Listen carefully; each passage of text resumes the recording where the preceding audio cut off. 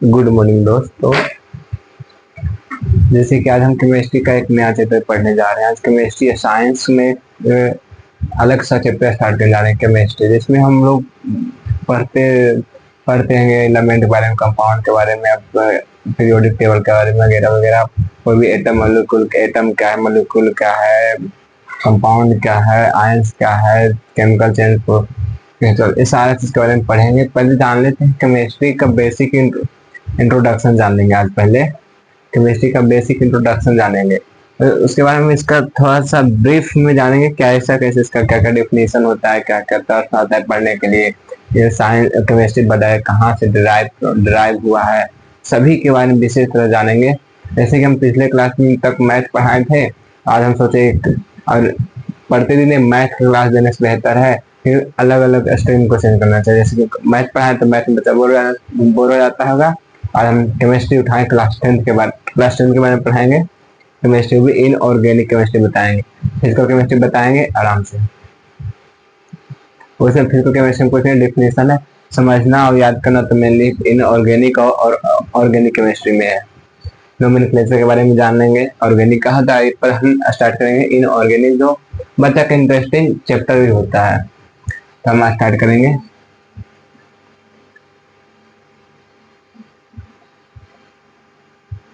Chemistry क्या start करेंगे? Chemistry मतलब ये जो वर्ड आया है कहाँ से आया है, कहाँ से डिराइव हुआ है, तो देखेंगे इसका फादर कौन है। ये ग्रीक वर्ड से आया है। वर्ड का नाम क्या है? केमिया। वर्ड का नाम क्या है? केमिया। यहीं से डिराइव हुआ है, और केमिया वर्ड से क्या निकला है? केमिस्ट्री। केमिया वर्ड से क्या निकला है? केमिस्ट्री। अब ये केमिस्ट्री आया कहाँ से? डिस्कवरी, मतलब इसका फादर कौन है, आप लिखेंगे फादर, फादर ऑफ केमिस्ट्री। यहाँ पे ध्यान, फादर ऑफ केमिस्ट्री।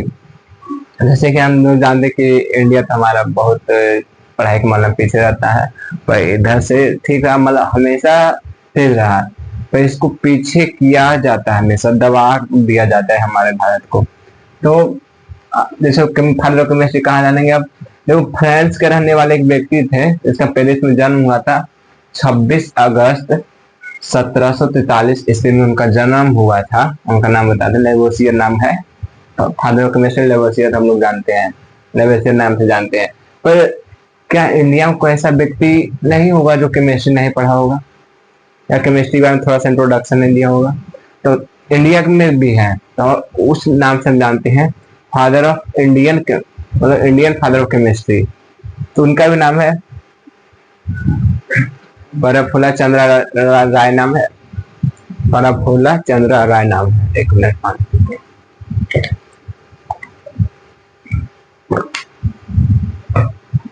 जिस तरह से आज लोग हम लोग जानते हैं कि मेडिसिन में सबसे बड़ा कंपनी होता है, मेडिकल मेडिकल में सबसे बड़ा कंपनी फार्मा होता है, फार्मेसी कंपनी है, उसी का ही फाउंडर है। फाउंडर कहिए, डिस्कवरी कहिए, उसी का नाम एक मेडिसिन भी है। मेडिसिन ने उस मेडिसिन के नाम से अपना एक कंपनी खड़ा कर दी पूरा भारत में। अब बंगाल के रहने वाले थे, वेस्ट बंगाल, कोलकाता, वहीं रहने वाले थे। मतलब वहां से मतलब विकसित किए कि अपना कंपनी खड़ा किया हुआ। इंडिया का सबसे बड़ा कंपनी फार्मेसी आता है, मेडिकल का ये कंपनी है। तो इंडियन केमिस्ट्री में था। तो और भी बहुत लोग हैं जो इंडिया में, जैसे रामानुजन हो गए, रामानुजन को जानते हैं ना, आर्यभट्ट हो गए, सब हमारे देश का साइंटिस्ट है। हम लोग कितना मानते हैं इन लोग के बड़ा। तो कहीं ना कहीं इन लोग को बहुत स्ट्रगल करना पड़ा था समय पर। अब नहीं, आगे कोई अपना थ्योरी दे सकता है कि नहीं, अगर हम चीज किए हैं, डिस्कवरी किए हैं, तो इस चीज में अपना प्रपोजल दे सकते हैं, और वो यहाँ पे हम गिनीज ऑफ द बुक में नाम लिखा सकते हैं, साइंटिस्ट का दर्जा ले सकते हैं, होता है। तो उसका क्या नाम है? लेवोसियर। लेवोसियर नाम है। अब यहाँ पे देखो Indian Indian father of chemistry कौन है?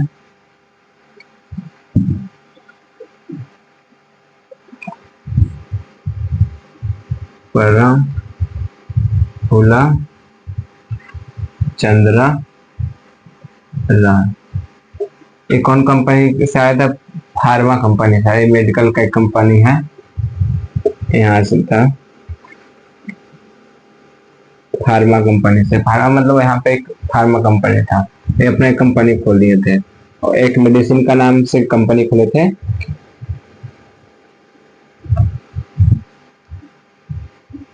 कंपनी को फार्मा कंपनी खोले थे। तो ये सब मतलब डिस्कवरी किए थे, क्या क्या किए थे, बहुत रोल निभाए थे अपना जिंदगी, बहुत स्ट्रगलिंग किए थे, जाके केमिस्ट्री बन गया। केमिस्ट्री के बारे में जानेंगे। अब केमिस्ट्री हम लोग क्यों पढ़ते हैं, तो इसमें क्या क्या पढ़ना होता है। केमिस्ट्री जो है हम पढ़ना स्टार्ट किए, इसमें क्या क्या होता है, क्या क्या है इसके बारे में।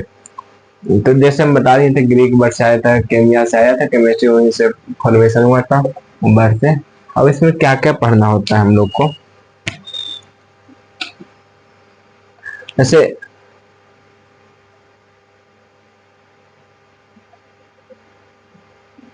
जैसे केमिस्ट्री में इसमें डीलिंग किस चीज का होता है, जैसे हम बताए थे ना, एलिमेंट का होता है, कंपाउंड का होता है, मॉलिक्यूल का, एटम का होता है ना, etc। तो हम लिख सकते हैं, मार्कर चेंज करते हैं,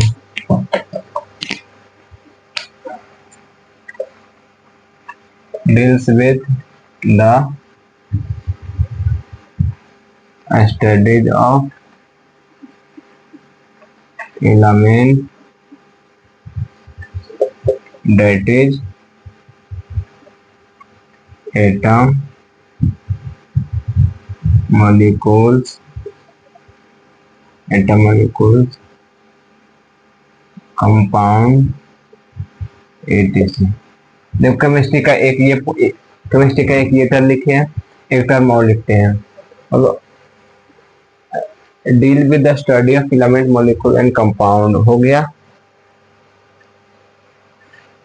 अब इसमें क्या पढ़ते हैं, केमिकल रिएक्शन के बारे में पढ़ते हैं, chemical reaction, chemical change and physical change, मतलब केमिकल रिएक्शन के बारे में पढ़ेंगे। तो देखते हैं, it is also studies the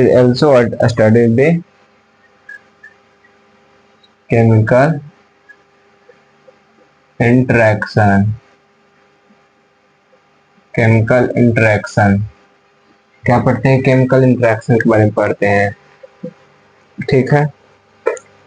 अब फिर एक टर्म और लिख सकते हैं, इसमें ऐसे लिख सकते हैं जो नॉर्मली बच्चा जानता है, it is a branch of science in which deals the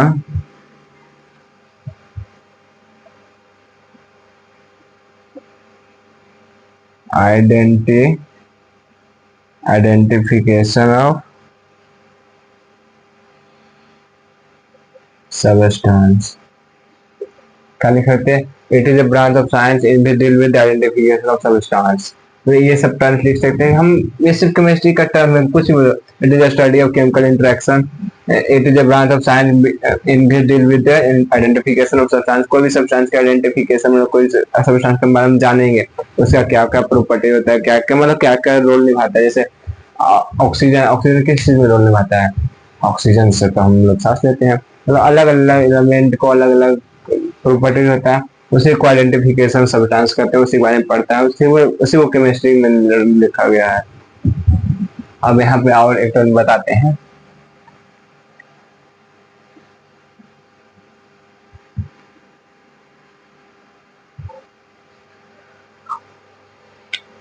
अब यहाँ पे लिखते हैं ना, यहाँ ध्यान लिखना है, मेन ब्रांच ऑफ केमिस्ट्री। जितना उधर लिखा है ना, उधर से डिफिनेशन था, मतलब केमिस्ट्री अभी भी स्टार्ट नहीं हुआ हम लोग का, केमिस्ट्री अभी भी स्टार्ट नहीं होगा, हमको क्या क्या पढ़ना है अब थोड़ा सा केमिस्ट्री के बारे में जानेंगे। तो पहला मेन ब्रांच क्या हो सकता है बताओ तो? PHY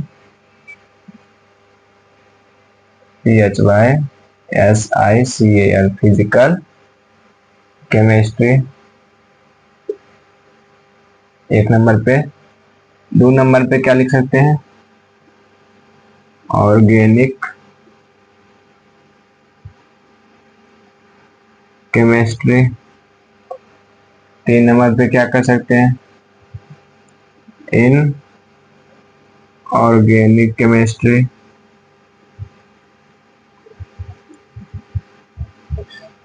चार नंबर पे क्या लिख सकते हैं?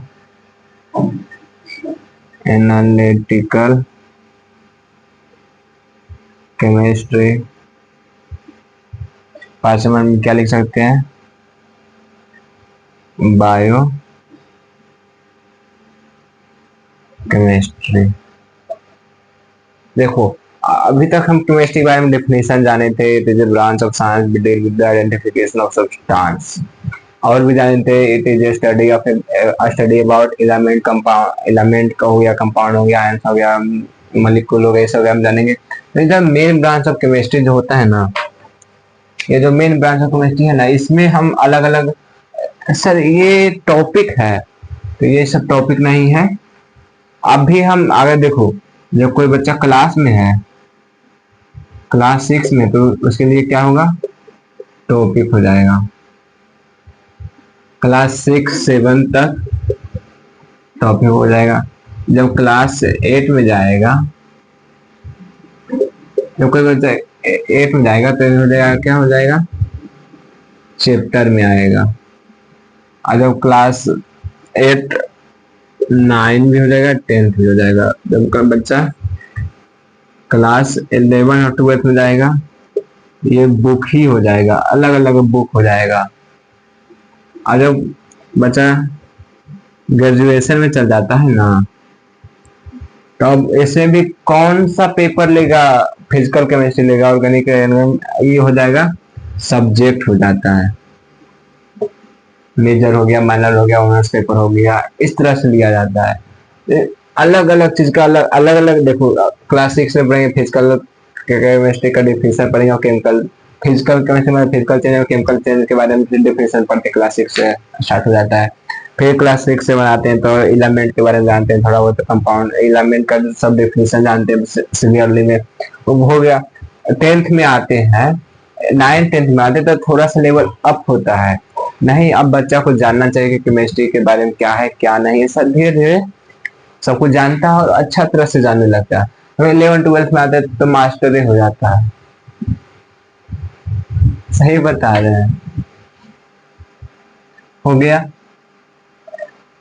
तो हम स्टार्ट करेंगे in organic chemistry class 10th का, जिसको हम periodic classification of element chapter का नाम है, उसको पढ़ाएंगे। पर आज नहीं, आगे सिर्फ हम बेसिक का इंट्रोडक्शन देंगे केमिस्ट्री के, और बाकी मैं थोड़ा बहुत लिखा देंगे, याद करना है जो याद करवा देंगे, है ना। अब यहाँ पे लिखते हैं ना, यहाँ पे लिखते हैं basic term of basic terms of chemistry. अब इसका बेसिक टर्म क्या क्या हो सकता है उसके बारे में जानेंगे, क्या क्या पढ़ना है। तो बच्चा क्लास का देखो, हम पहला क्या हो सकता है? मैटर। अच्छा से लिखते हैं,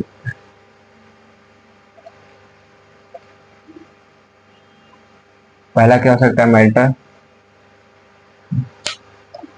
दूसरा में क्या हो सकता है? एटम। तीन नंबर में क्या हो सकता है? मॉलिक्यूल्स। चार नंबर में क्या लिख सकते हैं? एलिमेंट। पांच नंबर में क्या लिख सकते हैं? कंपाउंड। छह नंबर में क्या क्या लिख सकते हैं? Chemical reaction. कभी फिजिकल रिएक्शन नहीं होता है, बेवकूफ फिर ऐसा क्वेश्चन नहीं करना। C1 नंबर में क्या लिख सकते हैं, केमिकल बॉन्ड लिख सकते हैं। 8 नंबर में क्या लिख सकते हैं, आयंस लिख सकते हैं। 9 नंबर में क्या लिख सकते हैं, एटॉमिक मास लिख सकते हैं। 10 नंबर में क्या लिख सकते हैं, एटॉमिक नंबर लिखेंगे। 11 नंबर में क्या लिख सकते हैं, मोल क्या होता है। एंड 12 नंबर में पीएच वैल्यू क्या है। देखो क्या ये सब का अब हम डिफिनेशन लिखाएं, तुम बोलो। देखो हम क्लास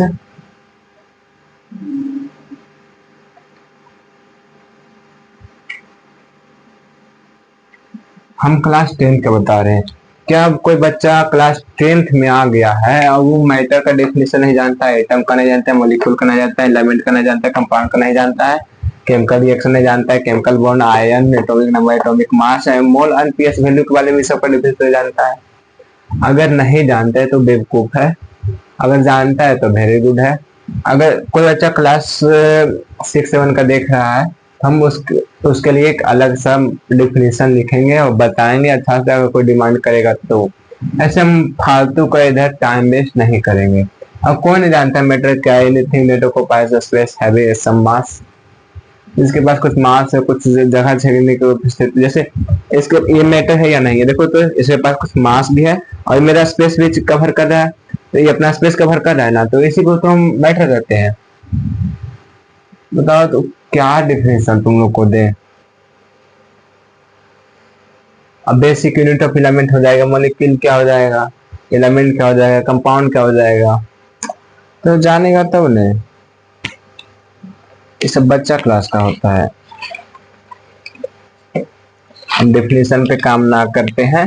और इतना ये जो बेसिक टर्म्स है ना, इसको लिखो और इसको हम HW देते हैं, यहाँ पे लिख देते हैं डिफरेंट मार्कर से।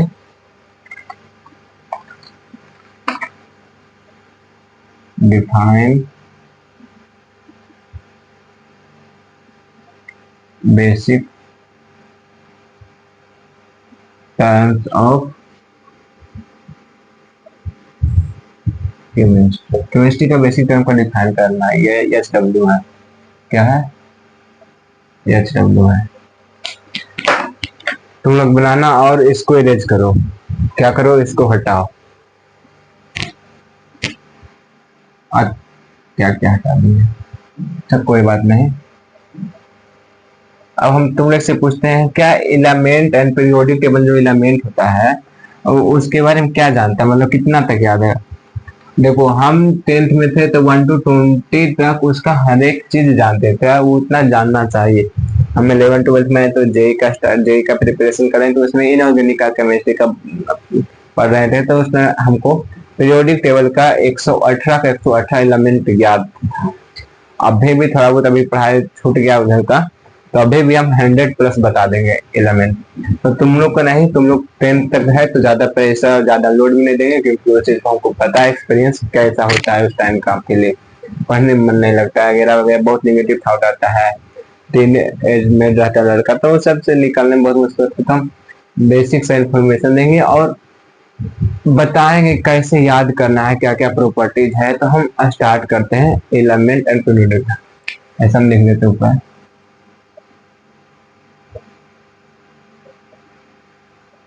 केमिस्ट्री, ठीक ना। इधर लिखते हैं हम एटॉमिक नंबर,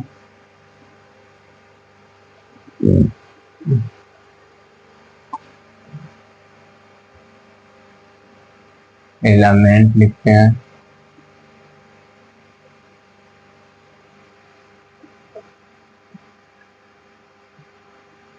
सैनवो लिखते हैं और प्रॉपर लिखते हैं।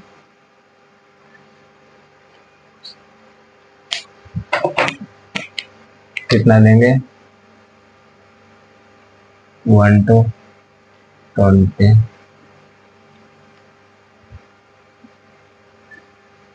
11।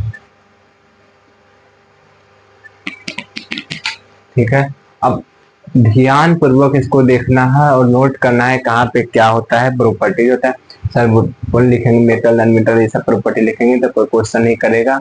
ये सर ये आया कहाँ, क्योंकि हम अलग से बताएंगे कि इसका मेटल क्यों हुआ, नॉन मेटल क्यों हुआ, मेटलॉइड क्या क्यों हुआ, नोबेल गैस क्यों हुआ, इन सब का वाई में जो बताएंगे, don't worry.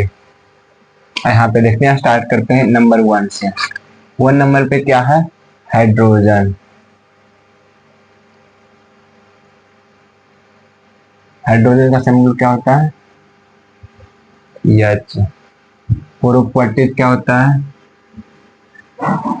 Non metal. Sir आप इसको नॉन मेटल क्यों लिखे, देखो हम थोड़ा सा, क्योंकि हाइड्रोजन के बारे में सबको डाउट होता है, क्योंकि ये अभी तक एक्सेप्शन केस है, नाम पता कंफर्म नहीं हुआ, नॉन मेटल है, नॉन मेटल है, अन्य मेटल वाली या नोबेल गैस पता ही नहीं चला, तो इसको सिर्फ रखा लिया, मतलब एक सिस्टमैटिक वे में जो आया है उसके अनुसार इसको नॉन मेटल में रख लिया गया है। समझ में आया, सिस्टमैटिक लिखेंगे ना तो तुम खुद समझोगे सर नॉन मेटल क्यों लिख लिए ऐसी, उसमें उसके लिए कोई दिक्कत ना है। हाइड्रोजन हो गया। अब नंबर 2 में क्या लिखेंगे, हीलियम। हीलियम का सिंबल क्या होता है, एच। ये क्या होता है, ये नोबेल गैस होता है या इनर्ट गैस होता है। हो गया। 3 नंबर हाइड्रोजन हीलियम के बाद क्या होता है, लिथियम। लिथियम का क्या होता है, एलाइन। ये क्या है, मेटल है। अब बताओ लिथियम कहाँ यूज होता है, तुम लोग डेली यूज करता है, जैसे कि हम लोग मोबाइल का बैटरी हो गया, गाड़ी का बैटरी हो, जहां जहां तुमको सेल दिखा, सेल में लिथियम का प्रॉपर लिथियम ही रहता है, वो चार्ज पार्टिकल को स्टोर करके रखता है। लिथियम हो गया। अब 4 नंबर में क्या हो सकता है, बेरिलियम। बेरिलियम बी, ये क्या है, ये भी मेटल है। ये क्या है, ये भी मेटल। 4 नंबर पे क्या है, बेरिलियम भी मेटल है गया। अब हाँ देखो 1 नंबर पे हाइड्रोजन सिंबल हो गया यस, नॉन मेटल है। 2 नंबर पे हीलियम है, सिंबल एच है, नोबेल गैस है। 3 नंबर पे लिथियम है, सिंबल एल है, मेटल है। 4 नंबर पे बेरिलियम है, बी है, मेटल है। इस तरह से याद करना होगा। 10 बार इसको लिखते थे तो पेपर पे पेज पे 10 बार लिखते थे, 10 बार याद करते थे, 10 बार फिर भुलाते थे, फिर लिखते थे, प्रैक्टिस करते थे हमेशा इसको। 5 नंबर पे क्या आता है, बोरोन। ये क्या, ये भी मेटल है।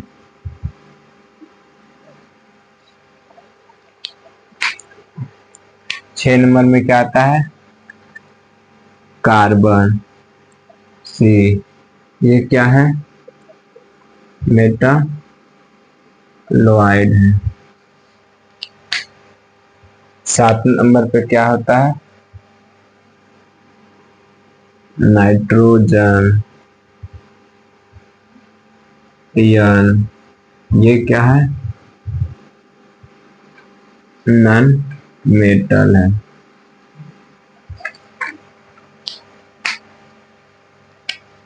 8 नंबर पे क्या है, ऑक्सीजन है। ओ, ऑक्सीजन कितना नंबर पे आता है, ये भी नॉन मेटल है। ये भी क्या है, नॉन मेटल है। यहाँ पे 9 नंबर में क्या, 9 नंबर में क्या आता है, क्लोरीन।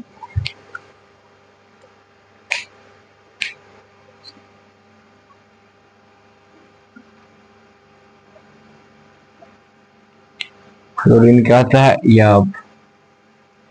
ये क्या है, नॉन मेटल है।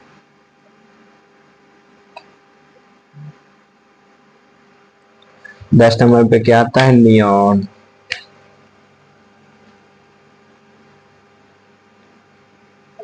यानी ये क्या है, नोबेल गैस है। देखो 1 to 20 तक कितना अच्छा है, लेकिन इसको याद करो। 1 नंबर पे हाइड्रोजन हो गया, सेम्बोलियाच हो गया, प्रॉपर्टी नॉन मेटल हो गया। 2 नंबर पे हो गया हीलियम हो गया, सेम्बोलियाची हो गया, नोबेल गैस हो गया। 3 नंबर पे लिथियम हो गया, एल हो गया, मेटल हो गया। 4 नंबर पे बेरिलियम है, सेम्बुल बी है, मेटल है। 5 नंबर पे बोरोन है, बी है, सेम्बुल मेटल हो गया प्रॉपर्टीज में। 6 नंबर पे कार्बन है, सिंबल सी है, मेटालॉइड हो गया। 7 नंबर पे नाइट्रोजन है, ये सिंबुलियन हो गया, नॉन मेटल हो जाएगा। 8 नंबर पे ऑक्सीजन है, सिंबल ऑक्सीजन हो जाएगा, नॉन मेटल हो जाएगा। 9 नंबर पे फ्लोरीन है, अब हो जाएगा नॉन मेटल हो जाएगा। और 10 नंबर पे नियोन है, सिंबल यानी हो जाएगा, ये नोबेल गैस हो जाएगा। इसको नोट करो और एक बार पढ़ो, 1 मिनट का टाइम देते हैं, पढ़ो पानी पी जाता है।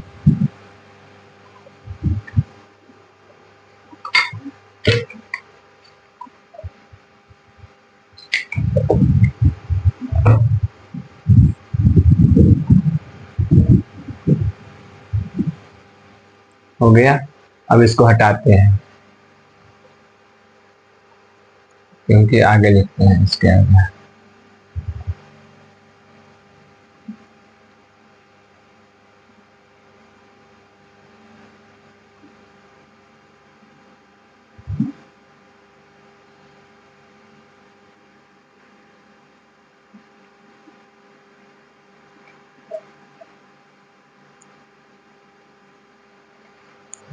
हो गया।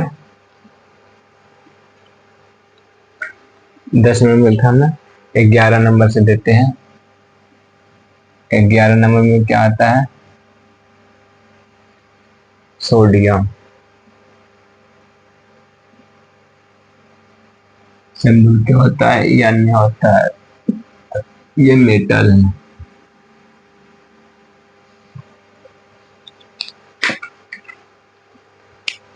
11 हो गया, ये 12 नंबर में हो गया मैग्नीशियम। Magnesium, Mg, metal. अब देखो 13 नंबर में क्या हो जाएगा, एल्यूमिनियम। सिंबल क्या हो जाएगा, Al। ये क्या है, मेटल।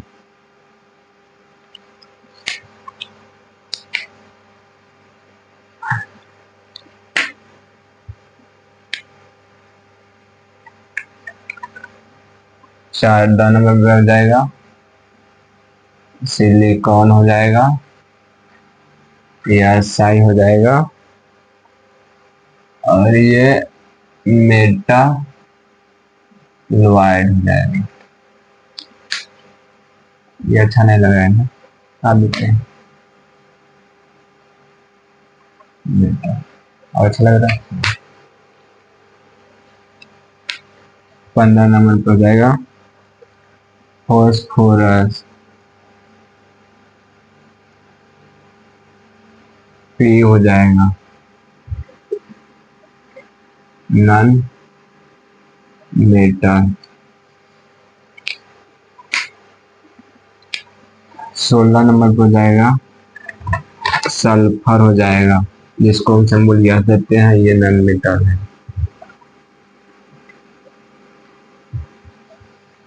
इलेक्ट्रॉनिक कॉन्फ़िगरेशन भी बताएंगे कल के दिन से। ये 17 नंबर पे हो जाएगा, क्लोरीन हो जाएगा, Cl, नॉन मेटल। 18 नंबर पे हो जाएगा आर्गन, आर्गन का सिंबल Ar हो जाएगा, नोबेल गैस हो जाएगा। 19 नंबर में हो जाएगा पोटेशियम, के हो जाएगा, मेटल है, मेटल हो जाएगा। और लास्ट एंड 20 नंबर में हो जाएगा कैल्शियम।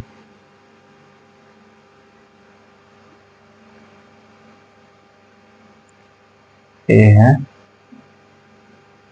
कैल्शियम हो जाएगा सी है, इसका प्रॉपर्टी मेटल हो जाएगा।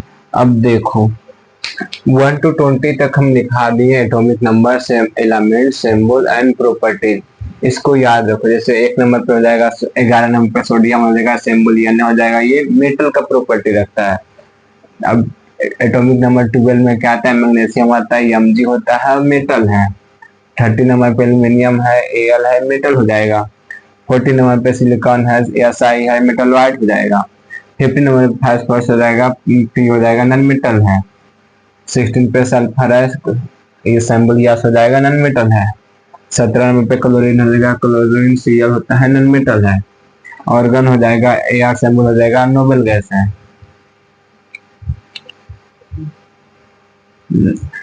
19 में पोटेशियम हो जाएगा, के हो जाएगा, मेटल है। एंड 20 नंबर में कैल्शियम हो जाएगा, Ca मेटल है। इसको याद कर लेना है। आज का क्लास इतना ही देंगे हम इसके आगे क्लास में इलेक्ट्रॉनिक कॉन्फ़िगरेशन बताएंगे और इलेक्ट्रॉनिक कॉन्फ़िगरेशन बताने के बाद डायरेक्ट हम आ जाएंगे क्लास 10 के बारे में। उस क्लास 10 में क्या क्या पढ़ना है, कुछ नहीं पढ़ना। क्लास 10 में क्या क्या पढ़ना है, कुछ नहीं। 4 साइंटिस्ट के बारे में जानना है, क्या क्या अपना प्रपोजल दिया था। पहला था दो बेरियर ट्रेड, न्यूलैंड दिया था और मेंडले दिया था, एंड मॉडर्न पीरियोडिक टेबल। इतना ही जानेंगे और कुछ नहीं जानना है कल हमको। 3 जानेंगे और कल इलेक्ट्रॉनिक कॉन्फ़िगरेशन जानेंगे, ऐसे ज्यादा हमको पढ़ना ही नहीं है। फिर केमिस्ट्री में कुछ है ही नहीं इसके सिवा। हम है ना, देख लेना कल। तो 1 to 20 तक याद करना है। ये इलेक्ट्रॉनिक कॉन्फ़िगरेशन कल बताएंगे और डोबेनियन ट्रेंड, मेंडल ट्रेंड और न्यूलैंड ट्रेंड और मॉडर्न पीरियोडिक टेबल के बारे में थोड़ा सा इंट्रोडक्शन देंगे।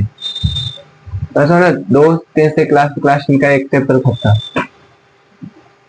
बताएंगे कल। इसको अच्छा से नोट करो। आज का क्लास इतना ही। Bye, thank you.